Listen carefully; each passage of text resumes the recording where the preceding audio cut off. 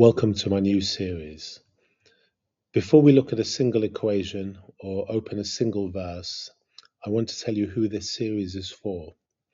It's for the person who loves the Jewish tradition but has a kind of scientific mind, who wants evidence and wants mechanisms and wants to know how things actually work, but has also picked up this feeling that accepting scientific truths makes them less of a Jew. If that describes you even a little, I'd like to put a claim in front of you today and then spend 11 more episodes testing that. The scientific temperament is not a defect in your Jewishness. Historically and textually, it is one of the most characteristic expressions. But first, we have to clear away a myth, because almost everyone in the modern world carries it. The myth says that religion and science are ancient enemies, two armies dug in against each other since the dawn of thought. Historians of science have a name for this. It's the conflict thesis, and they trace it quite precisely to two popular polemical books of the late 19th century, which projected a permanent state of war backward across history. The actual record is far more complicated everywhere, and amongst Jews, it is not complicated at all. It runs almost entirely the other way. Let me give you the evidence, because this series is going to live or die on evidence. Start with the Talmud itself. In Tractate Berachot, page 58a, the sages institute a blessing, an actual liturgical formula to be recited upon seeing a Gentile scholar of worldly wisdom. Blessed are you, Lord our God, King of the universe, who has given of his wisdom to flesh and blood. Notice what that is. The rabbis looked at a pagan astronomer or mathematician, and their institutional response was not suspicion, it was liturgy. Whatever true wisdom the man carried, they traced it by blessing to the same God who spoke at Sinai. And in Tractate Shabbat 75a, the Talmud goes further, deriving from a verse in Isaiah that a person who is capable of calculating astronomical cycles and does not do so has neglected something he was expected to attend to. Astronomy, in that passage, is not merely permitted to a Jew, it is expected of him.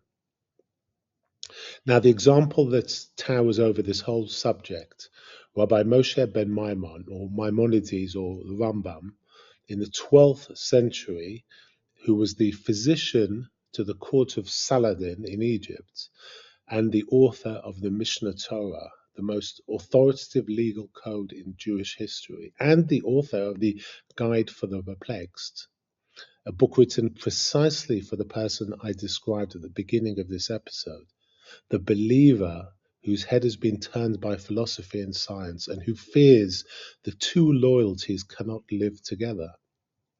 Three of his positions are load-bearing for everything we will do in this series, so let me state them exactly. First, from his introduction to Pirkei Avot, the principle known as accept the truth from whoever says it. Not accept the truth if it comes from our books. Accept the truth full stop, because truth has one source and does not become suspect by passing through Greek or Arab mouths. Second, in the Guide for the Perplexed, Book 2, Chapter 25, the Rambam addresses the strongest scientific challenge of his own era. Aristotle's claim that the universe is eternal, which contradicts the Torah's account of creation. And he says something remarkable. If the eternity of the universe had actually been demonstrated, he would reinterpret the verses of Genesis accordingly, exactly as the tradition already reinterprets the verses describing God's hand or face non-literally. He held the line on creation only because he judged Aristotle's proofs inconclusive, which incidentally turned out to be the right call, and we will see just how right in the next episode. But notice the method. The gates of interpretation are open. A demonstrated fact of nature is never the Torah's enemy, because a demonstrated fact is a page from the same author. Third, and this is the one I most want you to carry out of this episode, in the Mishnah Torah, Laws of the Foundations of the Torah, chapter 2, the Rambam rules on how a person actually fulfills the commandments to love and fear God, not primarily through exercises of sentiment. Here is his language. When a person contemplates God's work and creatures and sees in them his wisdom without measure or end, immediately he loves, praises, glorifies, and desires to know the great name. Contemplating nature is not a distraction from loving God. In the most authoritative code we have, it is the method, which means the laboratory, halachically speaking, is an antechamber of the synagogue. One more exhibit, because it shows the scientific virtue practiced by the sages at their own expense. In Gemara Pesachim 94b, the rabbis of Israel and the sages of the nations are recorded disputing a question of astronomy, the sun's path at night. And Rabbi Yehuda Anasi, the compiler of the Mishnah, reviews the evidence and says plainly, their view appears more correct than ours. The head of the tradition, weighing an empirical question, conceded to the gentile astronomers on the record, and the Talmud preserved his concession for every generation to study. Whether either side's astronomy holds up today is beside the point. The method is the point.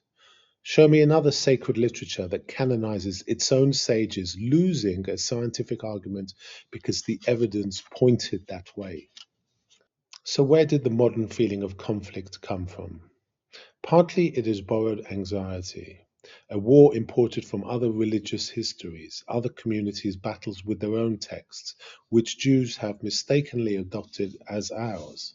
And partly it comes from a confusion of questions that both sides keep making. Science is the most powerful instrument humanity has ever built for answering how the universe expanded, how a cell copies itself, and how a star burns. There was another question. Why is there anything at all? What is it for? And how should I live? Where science, by its own honest account, lays down its instruments. Trouble starts when religious people read the Torah as a physics textbook, or when scientific people squeeze a philosophy of life out of laboratory data. Judaism, at its best, never confused the two books. One tells you how the heavens go, the other tells you why the heavens are, and how you should go. Here is the road ahead. We will stand in New Jersey in 1965 and listen to the static that turned out to be the echo of creation. We will face the age of the universe honestly, 13.8 billion years against a calendar that counts under 6,000, and survey what serious Torah minds have actually said, some of them centuries before geology existed. We will look at the fine-tuning of the physical constants, numbers so precisely set that physicists themselves reach for the language of design. We will visit the quantum world and its built-in limits on knowing, the mathematics Eugene Wigner called unreasonably effective, Einstein's relativity beside the God of what is and will be, evolution through the eyes of Rav Kook, the hard problem of consciousness, medicine as a legal obligation, and the question of why people numbering 0.2% of humanity keeps filling the Nobel lists. I'm not going to tell you that science proves God. I will never claim more than the evidence supports. What I will show you, episode by episode, is that the supposed war is a fiction, that the deepest modern discoveries rhyme with the Torah's oldest claims to a degree that deserves your attention, and that when you demand evidence and refuse to switch off your mind, you are not drifting from your inheritance, you are exercising it. In the next episode, a horn antenna, a pair of pigeons, and the morning modern science discovered against its own strong preference that the universe has a beginning.